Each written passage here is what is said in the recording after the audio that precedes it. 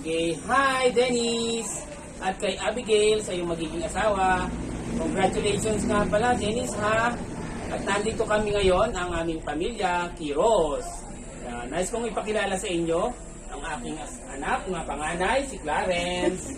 At ang isa bunso, si Clarissa. Ayan. Ako ko naman! At nandun din ang aking kapatid sa sulok. Ayan. Carlota Balot. Ayan. Nandito rin si Jayden, ang kanyang anak. Kanyang bunsong anak. Wala yung pangalay eh. Ngayon, ito ang aking may bahay. Abigail, ayan, si Claire. Denise. Natatandaan mo pa siguro, ano? Tsaka si mother ko. Ayan, at ang aking father Akong.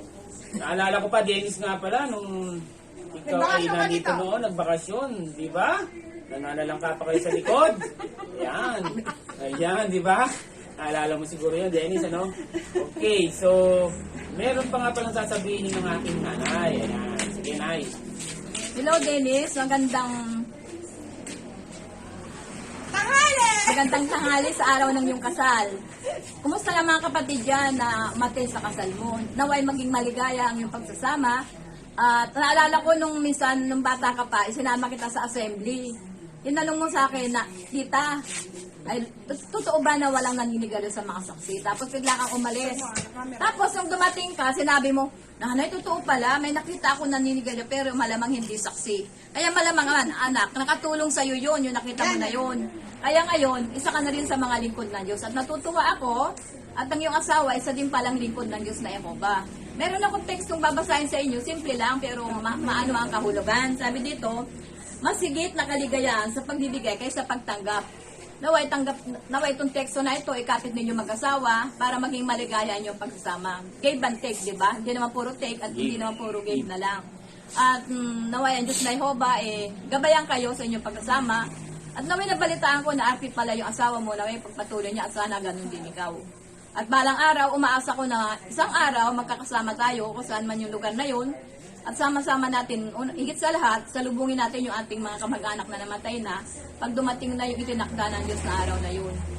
Happy wedding day at naway patuloy na pagpalain kayo. Salamat! Okay, salamat! Ano pa? Namimiss na namin kayo dyan! Hindi tayo nakapunta doon. Pupunta sana kami. Kaya lang Dali ka mo ng tayo. Maselan. Maselan. Maselan pa kasi. Ikaw tayo.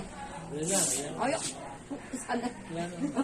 Wala nang nasabi. Naiiyak na si tatay. Okay. Kumusta na rin kapatid ngayon? Kumusta na rin dyan ha? sa mga dyan.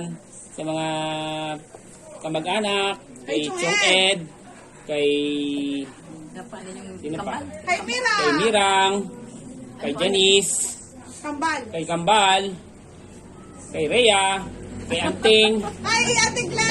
Kay Ate Glenn. Masirante, kumusta na? Kay Anting, kumusta ka nating? Sino pa? Sino pa ba? Sana magkaroon kayo ng mga cute na baby. Ayun! Sana makita namin sa video nyo ha. Yung mga cute nyo magiging baby. Dennis. Okay. Ano pa? Ikaw naman pupunta dito. Oo. Sana makita namin sa personal yung magiging magiging asawa mo, si Abigail. Okay. Hindi ko pa nakita si Abigail eh. Pangalan lang maganda na. Bible ni character pa, no? Okay. Okay na.